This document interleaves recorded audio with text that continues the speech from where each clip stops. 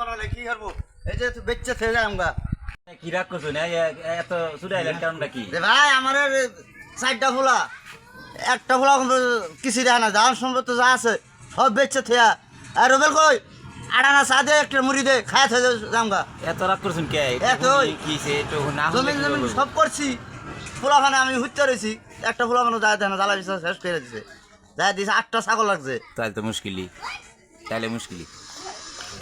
আর রবেল ভাই কই আড়ানা চা দে একটা মুড়ি দে সব পুচ্ছে খায় থেকে যাম কিচ্ছু জঙ্গা সম্পদ হয়ে যেত না ভাই এই একটা আর চা আপনার মুড়ি খেয়ে কেন ধন সম্পদ হারা যাবো?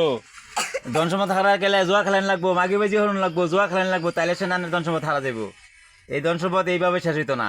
পোলাপান কিছু আসলে থয়ে দেওয়া লাগে না। পোলাপান যদি বালা না থাকে তাতে এইসব পোলাপান কিছু হয় না।